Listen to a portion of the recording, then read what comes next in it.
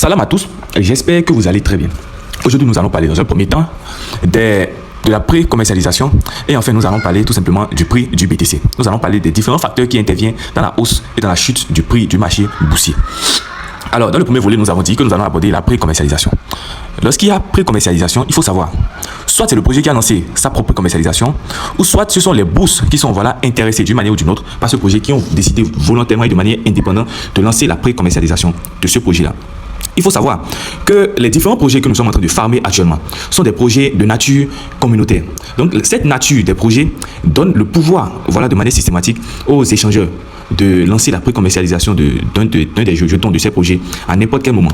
Alors, avant de faire vos analyses en fonction de la pré-commercialisation d'un projet, assurez-vous d'abord que ce projet a partagé les informations disant qu'elle a lancé elle-même sa propre pré-commercialisation.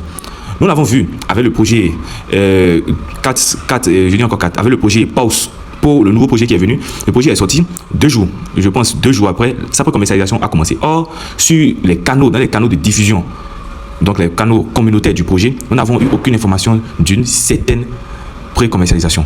Alors c'est pour vous dire d'attendre lorsque vous allez dans les canaux de diffusion des projets dont le pré-marketing est en cours et vous ne voyez aucune information disant qu'ils ont lancé eux-mêmes leur pré-commercialisation, alors sachez tout simplement que ce sont les bourses, les échangeurs eux-mêmes de manière volontaire et indépendante qui ont lancé la pré-commercialisation des jetons de ce projet-là.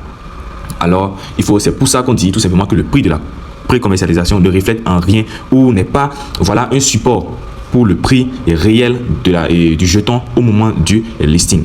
Alors soyez vigilants et continuez le farming en attendant, en espérant le meilleur, mais en vous préparant au pire. Alors, déjà nous sommes dedans. Donc nous irons pas à pas pour que vous puissiez mieux comprendre ce qui se passe. Alors, qu'est-ce qui intervient dans le domaine de la crypto-monnaie? Différemment au domaine Forex, la crypto-monnaie est influencé par 2 événements, les événements politiques et les événements financiers, donc le financement. La politique, l'événement politique représente 80% de l'influence du marché. Les 20% sont tout simplement les investissements. Alors, avant de parler de politique, avant d'entrer dans plus de détails, il faut savoir c'est quoi la politique. Alors, dans la politique, nous avons le mot police, qui signifie tout simplement cité. Alors, tout simplement, la cité, c'est tout ce qui a trait au collectif. C'est tout ce qui a trait au bon fonctionnement de la société interne. Alors, la politique vise au développement interne. Très bien. Le 5 septembre, si je me souviens bien, le BTC a atteint les $52,000. Et tout le monde a eu peur. Mais qu'est-ce qui se passait? Tout simplement, c'est que apparemment, des arnaqueurs, donc des cybercriminels, ont été arrêtés. Et ces cybercriminels qui ont été arrêtés, le gouvernement brésilien, ils ont été arrêtés en Brésil, ils ont été arrêtés du moins au Brésil. Le gouvernement brésilien a constaté que ces différents cybercriminels-là détenaient des quantités quand même importantes de crypto-monnaies, plus précisément de Bitcoin, de BTC. Alors, le 5 septembre 2024, le gouvernement brésilien ayant arrêté ces cybercriminels et voulant se faire un peu de profit, a commencé tout simplement une politique de vente massive. Donc, ils ont commencé par vendre tout simplement les BTC que ces différents cybercriminels-là stockaient. Alors, ces BTC qui sont stockés par ces différents criminels, soyez sans crainte, ce sont des bitcoins obtenus frauduleusement. Bien, c'est pour ça qu'on a constaté la chute du 5 septembre 2024. Bien, allons un peu plus devant avec la date du 11, je pense le 11, le 12, bon, entre le 11 et le 14 octobre 2024, nous avons vu le BTC toucher les $59,000.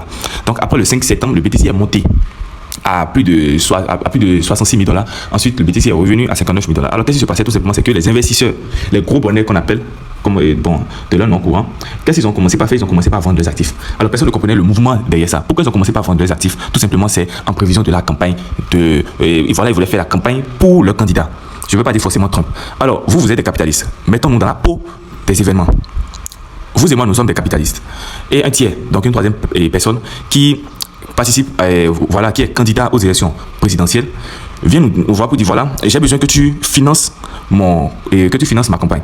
À la fin de cette campagne, je vais te retourner tout ce que tu as fait et je vais te retourner ton financement plus des bénéfices. Alors nous autres qui sommes des capitalistes, nous n'entendons pas le mot bénéfice. Nous, de manière systématique, nous commençons alors à retirer.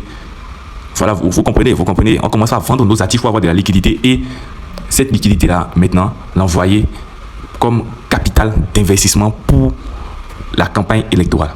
Alors, c'est ça qui s'est passé à la date entre le 11 et le 14 octobre 2024. C'est pour ça que le BTC a commencé à chuter.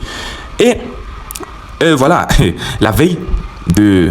Bon, je vais pas dire la veille, le jour de l'élection de Donald Trump, nous avons vu le BTC comme ça monter jusqu'à... Et ça monte actuellement, hein. Ça monte. Nous avons vu le BTC quitter de... Voilà, ça a retouché un nouveau ATH qui était de 115 000 $. Ça a retouché les 115 000 $ ici. Voilà.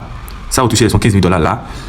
Et c'est venu monter jusqu'à 91 000 $. Si je ne me trompe pas, non. Jusqu'à 93 000 $.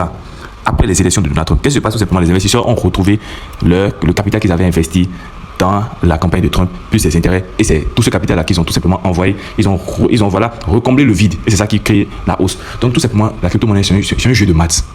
Sachez-le, c'est un jeu de maths, c'est un jeu politique. Si un événement arrive dans la politique aujourd'hui, sachez que c'est mort. On l'a vu avec le projet DOG. Le projet DOG, tout se passait bien. Tout se passait bien avec le projet DOG.